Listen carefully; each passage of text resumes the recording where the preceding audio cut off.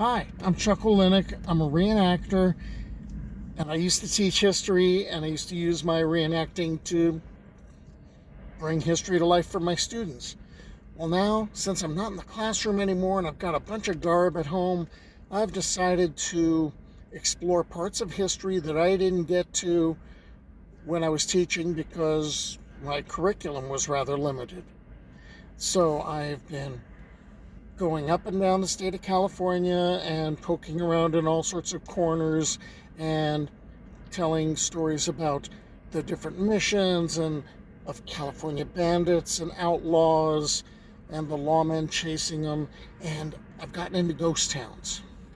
And right now, I'm in the town of Ludlow, which is in the Mojave Desert, and I'm currently sitting on what was the old Route 66. So I'm going to explore Ludlow and a couple of the other towns that grew out of that and then also died. So I hope you stick with me. Ludlow is an unincorporated community in the Mojave Desert off Interstate 40 and historic Route 66 in San Bernardino County. Unlike other ghost towns along Route 66, Ludlow's older remains are visible.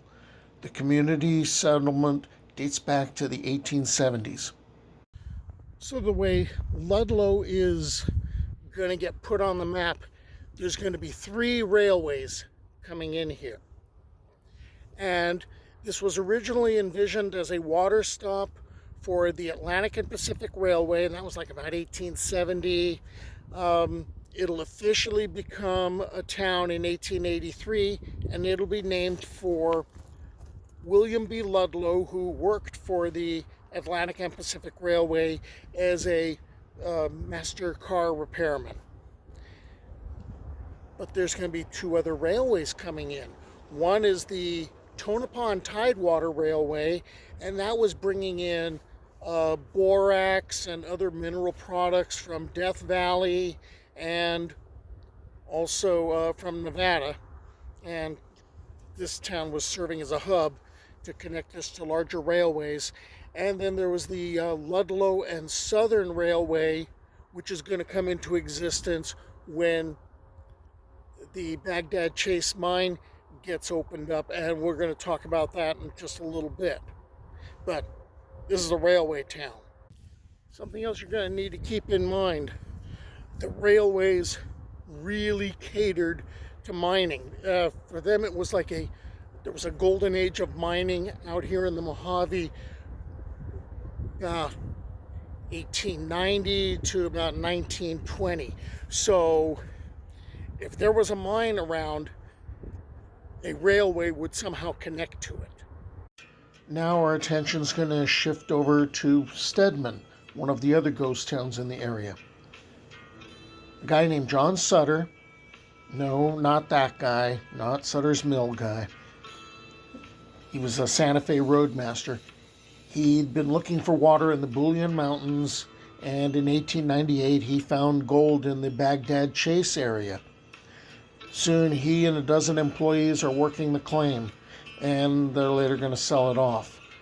The growing town was originally called Camp Rochester, after the hometown of many of the mine board's members and investors. But after it was realized that there was already a Rochester in San Bernardino County, I think the Rancho Cucamonga area, the mining camp was renamed Stagg after Stedman's camp superintendent Edward H. Stagg, and then later gets named for Stedman because Stedman was the surname of one of the mine's investors.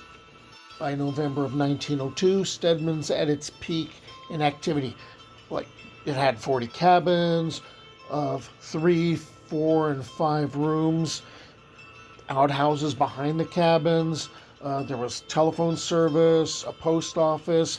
By 1904, discontinued in 1907. Since Sutter never found any water, Stedman's water supply was piped in from nearby Newberry Springs and stored in a 10,000-gallon water tank atop a hill in the surrounding desert. There was a company store that existed, miners working for other nearby mines, such as the Pacific Mine and the Roosevelt Mine, also lived in Stedman. A lot of the Stedman miners were Scandinavian, so locals began to refer to Stedman as Copenhagen. Neither liquor nor prostitution were allowed in Stedman. That policy is going to lead to the birth of Ragtown, 2 miles away.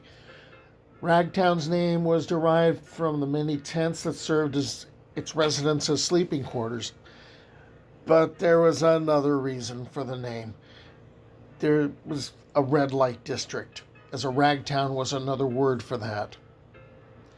By the way, Ragtown was also the site of the old peat mine. When the mines start to run dry,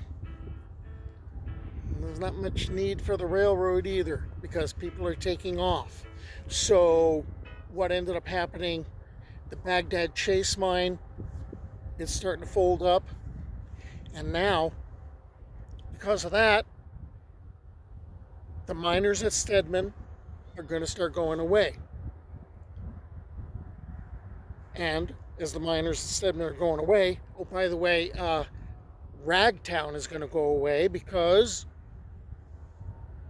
their primary customers are up at Stedman, but now they're gone. And to really put a nail in the coffin, the Ludlow and Southern Railway, that gets sold, or all its assets get sold. And what ends up happening is the tracks get torn up and they are shipped to a plantation in the Philippines. So now one of the major railways is gone, and that's going to also put a hit on Ludlow.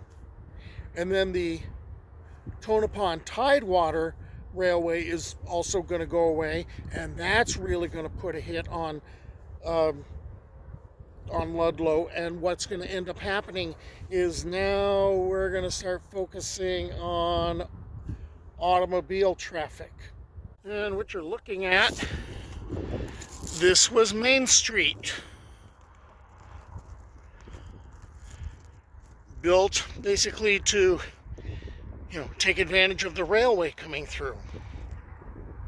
And since the railways are not really the focus of business, that means Main Street's going to move, and Main Street is going to get relocated to deal or take advantage of the National Old Trailways, or what's going to become Route 66. So Ludlow's taken advantage of Route 66 and all the travelers, and so there's motor courts and that sort of thing being built in town. And okay, that's great from like the 40s until 1973, because in 1973 Interstate 40 gets built, and suddenly everybody's bypassing Ludlow.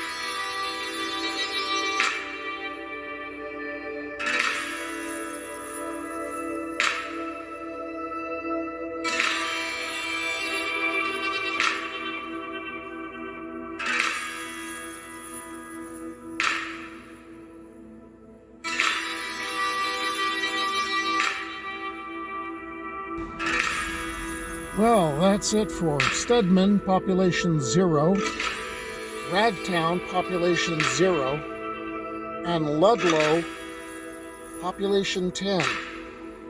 I hope you subscribe to the channel and watch what's going on, because who knows what I'm going to find, since I like to go into places I'm not invited.